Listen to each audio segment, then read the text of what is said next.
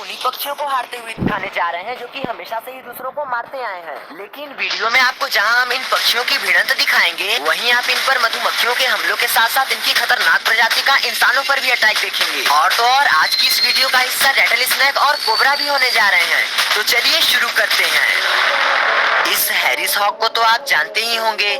जी हाँ, ये वही है जो इस खरगोश का इतने बेरहमी से शिकार किया था। और वो शिकार किस तरह से हुआ था वो तो आप देखे ही थे। ठीक ऐसा ही इस रैटल स्नेक के साथ भी होता है। जब सुबह होते ही कैक्टस पर बैठा ये हैरिस हॉक इस रैटल स्नेक को देख इसके पास चला आता है, जिसके आते ही रैटल स्नेक भी अपनी पूंछ की घुंघरू को बजाने लगता है, जिसके पीछे का साइंस भी आपको समझना चाहिए। दरअसल रैटल स्नेक की पूंछ की यह काबिलियत इसके टेल की इस बनावट की वजह से होती है, जिसमें केराटिन के सेगमेंट्स आपस में एक दूसरे के साथ कनेक्ट रहते हैं और इनके बीच थोड़ी सी गैप भी रहती है। और अपने जीवन काल में जब भी ये अपना स्किन बदलते हैं तब इन्हें एक और सेगमेंट मिल जाया करती है, जिसका इस्तेमाल पहले ये अपनी ओर आ रहे खतरे को अलर्ट करके उसे दूर रहने की वार्निंग देने के लिए करते हैं। पर इसके बावजूद भी जब बात नहीं बनती तब ये हमला करते हैं। पर यहाँ कहानी उल्टी पड़ जाती है, क्योंकि ये रैटल स्नेक इस हॉक को भगाने के लिए इसे वार्निंग दे तो रहा था, पर हॉक पीछे हटने की बजाय इस पर ही अटैक कर देता है, जिसके बाद जिस तरह ये सांप मारा जाता है उसी तरह की मौत इसे भी मिलती है। पर किसी हॉक का पाला जब किसी मदर चिकन से होता है तो नजारा क्या होता है वो तो आप इस क्लिप में देखेंगे।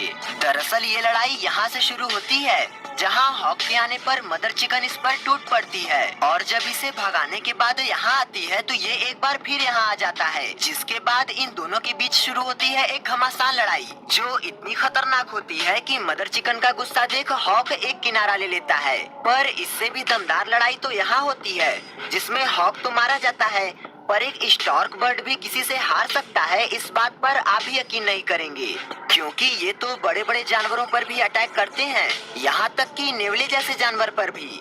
यहाँ जब इनके पेरेंट्स इन्हें सुरक्षित जगह लेकर जाते हैं तो ये उनके पेरेंट्स से भी बेखौफ होकर यहाँ भी उनका शिकार करते हैं। और इस कड़ी में एक क्लिप में तो आप यह भी देख सकते हैं कि जहाँ इस कीचड़ में एक हिप्पो बैठा हुआ था, वहीं इनके आने पर यहाँ इनका राज हो जाता है और यहाँ ये मछली पकड़ते हैं, जहाँ की इनके आसपास कुछ ईगल्स भी आ जाते हैं जो इन्हीं के निवाले को चुरा रहे होते हैं, जिन पर ये हमला करते तो हैं, पर ईगल्स भी इनके गुस्से का जवाब गुस्से में ही दिए जा रहे थे और आखिर में एक चील इस मछली को ले जाने में कामयाब होता तो है। पर यहाँ तो स्टॉर्क की सिर्फ बेइज्जती ही होती है, लेकिन इस क्लिप में तो इसकी जान चली जाती है। दरअसल होता यूँ है कि यहाँ हाथियों की मौजूदगी से दूर ये स्टॉर्क पानी पी ही रहा होता है कि तभी यहाँ एक गिदड़ पहुँच जाता है और उसे पानी से बाहर लेकर आता है, जिसके बाद ये उसकी गर्दन ऐंठ कर उसे घसीट कर यहाँ लेकर आता है और उसे खाता है। और एक ऐसी ही क्लिप यह भी है जिसमें ये गीदड़ इस स्टॉर्क बर्ड की गर्दन को ऐंठ कर तोड़ देता है, जिसके बाद भी जब ये स्टॉर्क फड़फड़ाता है तो ये इसकी गर्दन पर पकड़ बनाने के बाद उसे कुछ और दूर उठा कर ले जाता है और यहाँ इसकी दावत करता है। पर क्या एक बॉबकैट एक टर्की का शिकार कर पाएगा, क्योंकि सांप का शिकार तो ये बड़े ही आसानी से कर लेते हैं।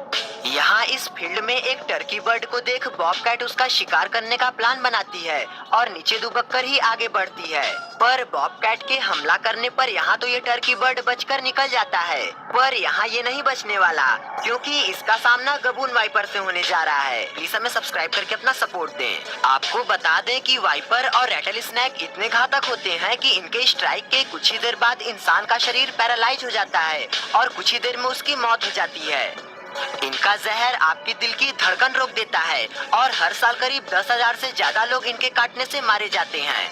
हालांकि यहाँ शिकार करने के लिए और भी ऑप्शन थे, लेकिन जब ये बर्ड यहाँ से निकलती है तो इस वाइपर का पूरा फोकस इन्हीं पर हो जाता है, जिसके बाद ये इनके बिल्कुल करीब आने का इंतजार कर रहा था और जैसे ही ये बर्ड इस पेड़ के पीछे से निकलकर आगे आती है, वाइपर इस पर हमला कर देता है। पहले ये इसके शरीर में जहर उतारकर उसे छोड़ देता है, जिसके बाद ये मर जाती है और ये उसे घसीटते हुए अपने ठिकाने पर लेकर चला जाता है। वैसे तो उल्लू भी रैप्टर्स यानी कि डेडलीस्ट बर्ड्स की लिस्ट में आता है और इस बात का प्रमाण हम आपको पहले भी दे चुके हैं, लेकिन अगर आपको देखना हो तो आप इस क्लिप को गौर से देखिएगा, जहां एंटार्क्टिका की वादियों में पेड़ पर बैठा यह उल्लू शिकार की तलाश कर ही रहा था कि इसे बर्फ के नीचे मूवमेंट कर रहे एक चूहे की आहट मिल जाती है।